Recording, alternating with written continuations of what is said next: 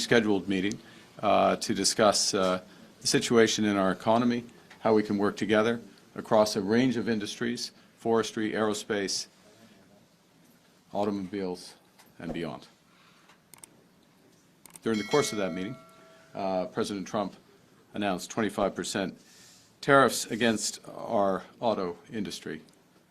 And this is a direct attack, to be clear, a direct attack on the very workers that I stood in front of, uniform workers I stood in front of this morning at the Ambassador Bridge. A bridge that is a symbol and a reality up until now of the tight ties between our two countries, ties of kinship, ties of commerce, ties that are in the process of being broken.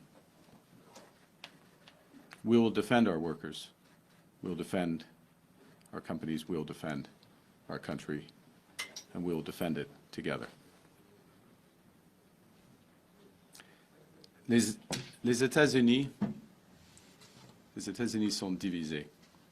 Et ça les affaiblit. Mais nous sommes plus forts quand nous sommes unis. Et nous sommes unis ici au Canada. Les syndicats, le gouvernement, les sociétés, les travailleurs. You know, this will hurt us, but through this period, by being together, we will emerge stronger.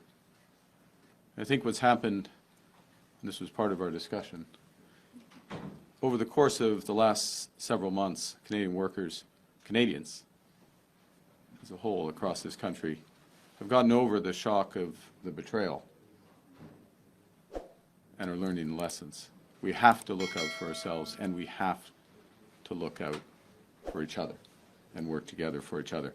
And I just want to say a few words before taking some questions about what my government has done to turn that sentiment into reality. We made a commitment a few weeks ago to use every dollar that we collect from retaliatory tariffs to support workers, to directly go to support workers. And last week we made a series of changes to the EI system in order to take the first big step to make good on that promise. There'll be more. We've announced, of course, retaliatory tariffs. We have other options for those retaliatory tariffs. I have asked for a meeting, I will convene rather, a meeting of the Canada-US Cabinet tomorrow to discuss our trade options. But we're also providing the option of major liquidity for our companies. We put in place an ability for companies to delay tax payments. We've put in place a large facility for our largest companies, some of them which may be affected by this, would be affected by this, to draw on liquidity in various forms so that they can take longer-term decisions without undue pressure from short-term unjustified actions. It's also why we focused, in part in anticipation of what might happen, on today's announcement that I made in front of that Ambassador Bridge for the $2 billion Strategic Response Fund. And the point of that fund, the point of government procurement, the point of linking up through supply chains, the point of working with labor, led by Unifor, is to build a made-in-Canada supply chain, a made-in-Canada option, so that we are less affected by these. Now, that will take time, but we are already putting in place the building blocks for that. To be clear, we are standing together, standing for Canadian workers across levels of government, and I would add that Premier Ford and I have discussed this already at length, and we will have more discussions in terms of our overall approach. But together, we are stronger. Nous sommes unis, et nous sommes Canada fort. And with that, I think we have time for 2 questions before I go to my next event. This evening, I will, je vais observer, je reviens à Ottawa ce soir pour d'autres réunions en ce qui concerne ce sujet. D'accord. Première question. Do you have any clarity on how Canada will be impacted and how parts will be treated? And how will you respond? Will you retaliate? Yeah, this is a crucial question. I'll give a short answer. We do not yet have the executive order, and so there are different variants of the 25% announcement that was made today. One would be that it is only on the, this is still significant to be absolutely clear, but on the part component of a car. Another would be that it's on the entire vehicle.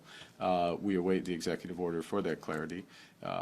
But to be absolutely clear, even in the more, quote, restricted version of this, it is a significant action. It's entirely unjustified. It's entirely inconsistent with CUSMA. On whether it's time to cut Christmas. Yeah, I think it would be appropriate that the President and I speak, given the action that he's taken. I'm sure that it will happen soon. I'm not going to give you a precise timing on that. In terms of options, which was the second part of Ms. Martin's question, even during a caretaker period of government, we have anticipated this possibility. We have put in place the mechanisms so that if it is appropriate for retaliatory tariffs, and there's many considerations to be taken in those regards, and I want to have the meeting of our cabinet, Canada-U.S. cabinet, other considerations. We need to see the details of the executive order, but we will take the steps that are in the interests of Canadian workers, of Canada. We are going to stand up for Canada. We're going to be united, and we will fight in a unified way. And I would say, if I may, and I will, Lana and Ms. Payne can speak for herself, obviously, the discussions that we've had, the discussions I've had with Premier Ford, we're entirely aligned in terms of the seriousness with which we're taking this and the seriousness of our response. Thank you very much.